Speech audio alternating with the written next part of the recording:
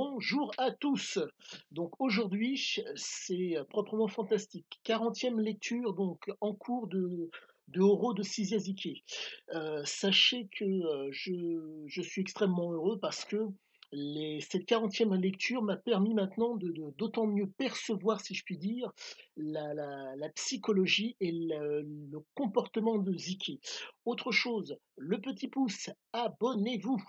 Il s'avère que actuellement, aujourd'hui, nous allons traiter d'un comportement, si je puis dire, psycho, voire même physiologique, qui fait que Ziquet était dans l'incapacité, certes, d'être un prédateur, et qu'il ne pouvait absolument pas, si je puis dire, être bénéficiaire et de profiter donc du travail effectué. Il faut savoir que hormonalement, Ziquet, de par les substances qu'il prenait, s'est intoxifié. Cette intoxication est le fait donc d'un trouble qu'il y a eu au cours de son enfance.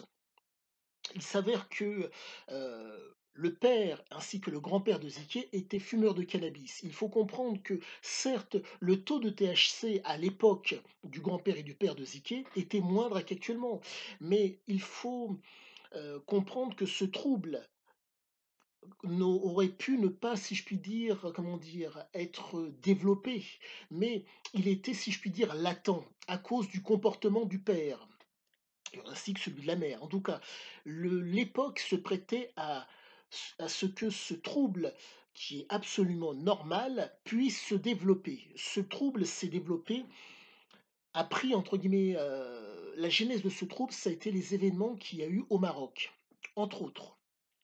Je me répète pour ceux qui ont suivi ou qui n'auraient pas suivi, il s'avère qu'au Maroc, en 56, il y a eu un début le peuple marocain donc a souhaité avoir son indépendance. Il faut savoir que le peuple marocain a eu entre guillemets la chance d'avoir eu des militaires français qui ont cherché à faire en sorte que la royauté marocaine puisse perdurer. Donc, ce qui fait que vous vous retrouvez avec un état d'esprit et avec une capacité à réfléchir par vous-même. Ce n'est pas, entre guillemets, le Maroc est un protectorat. L'objectif donc de ces messieurs a été donc de faire en sorte que les Marocains viennent à réfléchir par eux-mêmes. Donc faire en sorte, entre guillemets, que la tête pensante momentanément soit française, mais que le corps social soit toujours marocain et ne soit pas détruit par par la venue donc du colon français. Et le père militaire, cette approche militaire ont impacté Ziquet. Et il faut comprendre que le choix du Maroc, je pense, n'a pas été anodin pour le père, compte tenu que c'est un militaire. C'était un légionnaire pour être exact. Donc, lors de ces événements, les Marocains, entre guillemets, ont poussé, si je puis dire, les Français à vouloir sortir de sortir du Maroc. Et l'événement en question est retracé dans Sahara. Vous avez donc un passage dans Sahara où le père, l'arme à la main, défend sa famille. Le père s'appelait Sisi à l'époque. Le enfant Sizia Ziquet s'appelait Jean-Charles. C'est au décès de son père qu'il a pris le nom de Sizia. Donc, il faut comprendre que celui qui faisait face, celui qui pouvait, entre guillemets, donner une réponse satisfaisante comment dire, à l'opposition marocaine, celui qui pouvait prendre le choix entre guillemets adéquat pour faire face à l'adversité, c'était Sizia, le père. D'où la raison pour laquelle Sizia, en tout cas Jean-Charles, est devenu Sizia au décès de son père. Le trouble a commencé à ce moment-là, car enfant, sous la table avec ses frères et sœurs, ne pouvant, entre guillemets, défendre la famille, il a subi cet événement. Et cet événement, si je puis dire, a été énormément impactant, énormément, je dirais, traumatisant, malgré que les années passant, Sizia s'est rendu compte que c'était tout à fait... En tout cas, je ne sais pas si les années passant, mais dans Oro Co, pardonnez-moi, il, euh, il en parle en expliquant que les Marocains, et, entre guillemets, gens extrêmement sympathiques, souhaitaient leur indépendance, c'était absolument normal. Mais Chose à savoir, il faut savoir que l'enfance marocaine de Sizia Ziki a été agréable. Mais au-delà de ça, enfance marocaine, c'est agréable, mais ce trouble a créé, en tout cas cette situation perturbante a créé un trouble chez Ziki. Et pour, entre guillemets, faire en sorte que le découplage entre la sérotonine et la noradrénaline soit moindre, il a fallu, entre guillemets, sortir de ce cadre, si je puis dire, militaire. Et le père qui compartimentait la maison, qui compartimentait la vie familiale, et cette mère qui était extrêmement, je dirais, intuitive, et je mets un bémol quand je dis intuitive, car c'est absolument normal, ce n'est pas de l'intuition, c'est de par le vécu de la mère. La mère est allée de par la planète voir différents, a fait différents voyages. Et ces différents voyages lui ont permis de pouvoir voir des comportements différents. Pas forcément les comprendre, mais les voir et les connaître. Ce qui fait que, si vous voulez, au niveau des neurones analogiques, ces informations ont pénétré la mer. Et si vous voulez, ces informations analogiques ne peuvent être exploitées que par le cognitif. En un mot, savoir-faire. Et cette mer qui a été, si je puis dire, énormément sollicitée, et pour reprendre les mots de Sizia Ziki dans Oro Co, Sizia en a fait énormément morfler à sa mère, ce qui fait qu'il y a un trouble, c'est qui fait que elle a dû je pense, de par son vécu et de par son expérience de vie, se rabattre sur ses connaissances, certes, ses connaissances qu'elle pouvait appliquer, et aussi sur l'aspect analogique dont je vous parle, ses connaissances analogiques, pour pouvoir faire face à ce quotidien, entre guillemets, si je puis dire, stressant que lui proposait Sizia, étant enfant, sachant que l'homme, l'adolescent qu'il était un adolescent qui était extrêmement, si je puis dire, comment dire, turbulent. Il faut savoir, vous pouvez voir ce détail qui fait l'angle dans la vidéo Sixième Gentilhomme de Fortuny, il expliquait qu'il avait un mal-être en France. La raison en est très simple, à mes yeux. Je reprends les propos qu'il a tenus dans Oro Co. Son père lui a dit cette phrase: on ne devient un homme que lorsqu'on a enculé un curé et un flic. Pour moi, pour pouvoir tenir un propos pareil et pour pouvoir, entre guillemets, pour que ça l'ait imprégné d'une telle façon, je pense que c'est parce que le trouble était présent. Et dans ce trouble, quelque chose s'est engouffré. Et pardonnez-moi, cette éducation qui a été faite par le père et par la mère ont emmené, si je puis dire, ont un tant soit peu consolidé le trouble. Mais c'est spécifique à Ziké. Il faut savoir que les frères et sœurs n'ont pas eu la même vie que Ziké, entre guillemets. Ils ont les mêmes parents, mais le trouble n'était pas le même, n'a pas eu le même impact sur eux que sur Ziki. Et donc, pour en revenir aux propos du père, on ne devient un homme que lorsqu'on a enculé un flic. Pardon, enculé un curé et un flic. Phrase symptomatique qui démontre que, entre la croyance et, pardonnez-moi, entre la croyance et, si je puis dire, et le raisonnement, donc le flic qui fait office d'autorité, donc de raison, on passe tous à la trappe parce qu'on les encule. Sizia Ziki n'étant pas homosexuel, je grossis le trait pour que le propos soit d'autant plus audible et compréhensible. N'étant pas homosexuel, à démystifier la chose. Et pour pouvoir démystifier la croyance et la capacité à raisonner, il n'y a qu'un moyen, les substances, ou quelque chose qui va vous permettre de démystifier, de ne pas prendre les choses au sérieux. Donc, nous avons pour habitude, nous sommes régis par des perceptions sensorielles. L'ouïe, la vue, le goût, l'odorat, perception sensorielle. Et à la suite de ça, nous allons interpréter ce qui va nous faire face. Perception, interprétation. Un choix se présente. Le choix qui se présentera sera soit de prendre au sérieux la croyance, ou de prendre au sérieux le raisonnement. Mais quoi qu'il en soit, ces deux situations qui sont susceptibles d'être prises au sérieux peuvent être démystifiées. Donc, d'un côté, vous le prenez au sérieux, et de l'autre, vous ne le prenez pas au sérieux, vous le démystifiez. Ziké, constamment dans ses aventures, a fait le choix de ne jamais rien prendre au sérieux. Ceci explique cela. Quand il se trouve face à des croyants, je ne dirais pas qu'il se fait croyant, mais il fait en sorte de les conforter dans leur sérieux, pour prendre le dessus sur eux. Quand il se trouve face à des gens qui font preuve de raison, il les conforte dans leur prise, comment dire, dans le fait de prendre au sérieux leur raisonnement. Mais lui, il démystifie cette chose pour lui. Et mon propos, entre guillemets, a l'air d'être un petit peu disparate, mais tout cela est fait pour vous faire comprendre que Sizia Ziquet, d'une certaine façon, et voire même je commence de plus en plus à en être convaincu, était immature. Et maintenant, je vais vous donner un élément historique extérieur à l'aventure Oro qui va vous permettre de comprendre l'immaturité de Sizia Ziki.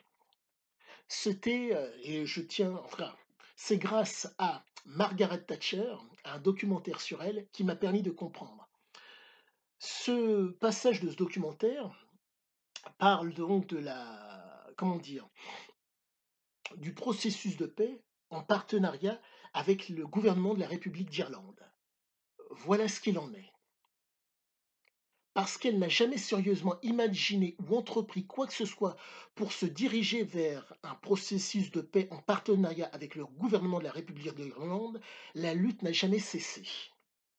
En un mot, Zike, qui est un exploiteur à la marge, qui réfléchit par lui-même, et donc qui réfléchit pour lui et qui ne pense qu'à lui, était dans l'incapacité de devenir, si je puis dire, un prédateur et de, si je puis dire, stabiliser sa situation et de profiter pleinement et encore pleinement, de profiter dans la relâche de son action.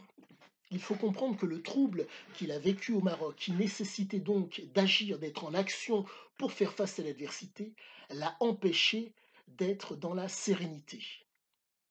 Et donc, je reprends la phrase, et maintenant je vais la... Elle n'a jamais sérieusement imaginé ou entrepris quoi que ce soit pour se diriger vers un processus de paix en partenariat avec le gouvernement de la République d'Irlande. La lutte n'a jamais cessé. Deuxième fois que je vous répète la chose, mais tout cela est fait pour vous faire comprendre que quand vous ne prenez pas les choses au sérieux, vous les démystifiez. Quand vous n'imaginez ou vous n'entreprenez pas quoi que ce soit pour vous diriger vers quelque chose de sérieux, entre guillemets, pacifier vos rapports n'est pas possible.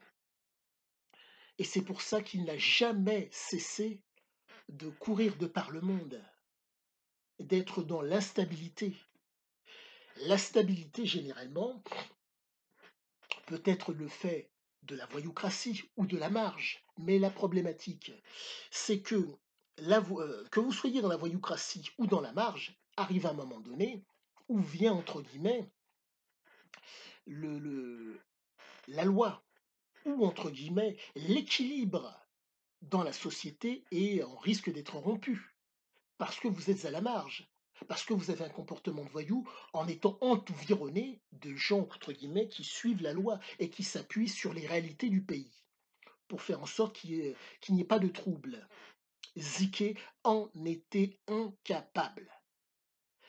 La toxicité, il faut savoir que dans l'aventure Oro, 18 ans qu'il, entre guillemets, fumait et pratiquait ce mode de vie. D'une, il y avait le comportement. De deux, il y avait les substances. Et à l'origine, il y a le trouble. Le trouble, conforté par le comportement, conforté par les substances, fait que il lui était impossible, si je puis dire, d'être dans un état homéostatique, un état physiologique d'équilibre, donc normal. Il ne pouvait pas être, pardonnez-moi, sérieux, entre guillemets. Comprenez que au niveau donc au niveau du stress, il était fréquemment dans ses aventures. Ça générait de l'adrénaline, mais ça générait aussi du cortisol. Le cortisol peut vous tuer sur du long terme. Voilà ce qu'il en est par rapport au cortisol. Vous avez la phase d'alerte, pardonnez-moi, L'homéostasie, votre corps est à l'équilibre. Phase d'alerte, phase de résistance et phase d'épuisement, la fameuse descente. Et Ziquet allait jusqu'au bout du bout. Pourquoi? Parce que il avait tellement, si je puis dire, intoxifié son organisme, c'est que le comportement était induit malheureusement comment dire, face au fait que au niveau neuronal, il y avait impossibilité, si je puis dire, de s'arrêter. Donc impossibilité de faire preuve de sérieux, car il avait intoxifié son organisme de telle façon que ce n'était pas possible. Et donc, la fameuse phrase que je vous ai dite au sujet de Madame Thatcher, pour pouvoir sérieusement prendre quelque chose, et donc en un mot dans le cas de Ziquet, pour pouvoir s'inscrire dans la durée, il faut pouvoir l'imaginer, il faut pouvoir l'entreprendre. Mais quand vous êtes dans un état second, imaginer et entreprendre quelque chose qui puisse vous inscrire dans la durée, c'est pas possible. Pourquoi? Car il faut déjà d'une s'y diriger. Le produit ne vous permet pas de vous diriger dans quelque chose de sérieux. Le produit ne vous permet pas d'entreprendre quelque chose, entre guillemets, de sérieux, puisque si c'est fait sérieusement, c'est fait avec, si je puis dire, les hauts et les bas, mais si je puis dire, comment dire, de façon homéostatique, de façon, entre guillemets, quand je dis normale.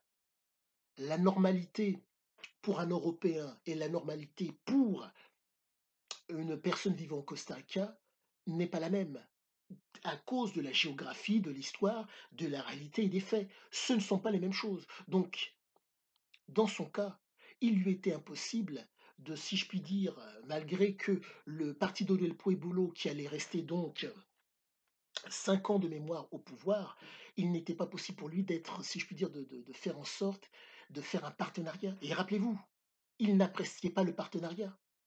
Le fait de faire un partenariat avec le Partido del Pueblo fait que lui qui travaille, il aurait été un énorme bénéficiaire. Il aurait pu, mais il ne pouvait pas être en paix.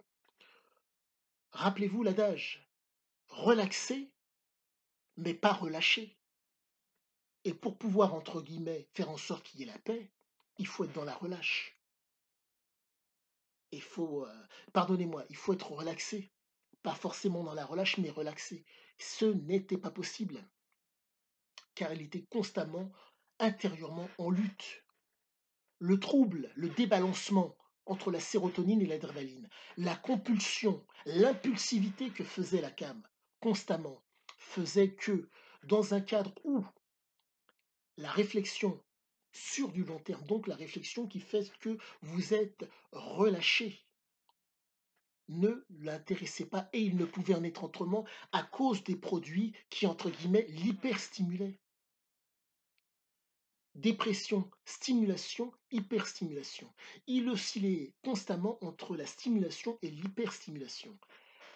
La dépression, il la vivait, mais si possible, pas aux yeux de tous. Et c'est l'une des raisons pour lesquelles il faisait preuve, si je puis dire, d'immaturité. Car les produits, entre guillemets, le poussaient constamment dans ses retranchements. Et étant individualiste et ne pensant qu'à lui, le partage sous condition, 55 pour lui, 45 pour l'autre.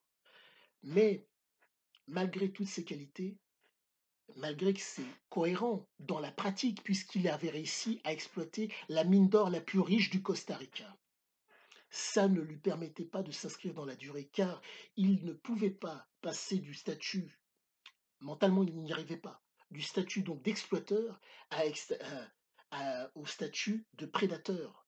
Le prédateur fait un partenariat, et lui, le partenariat, il n'en voulait pas. Actionnaire majoritaire.